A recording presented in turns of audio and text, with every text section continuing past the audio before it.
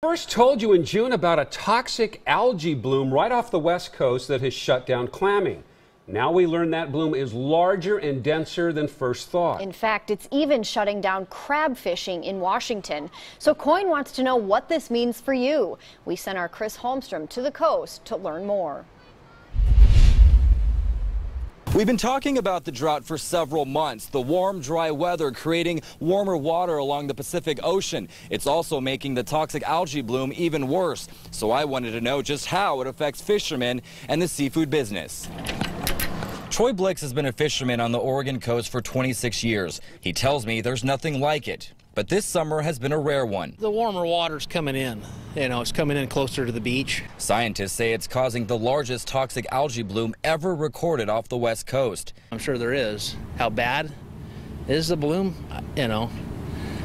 Time will tell, I guess, what damage it does. New data shows the bloom is denser, more widespread, and deeper than researchers originally thought.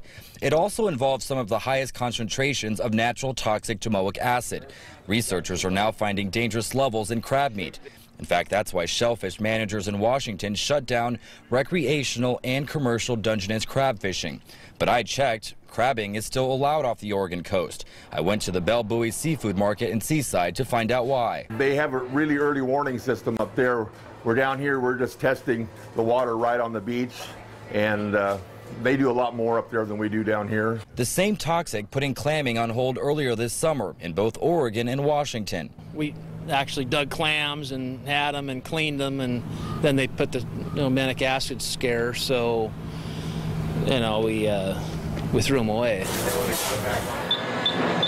We'll be out of clams come November, December probably, yeah. We got some shrimp dip. The owner of Belle Buoy says if the algae bloom continues to grow, you may no longer be able to get Dungeness crab or razor clams. Well, there's not too many places you can get razor clams except out of Alaska. Now is the only place that's open.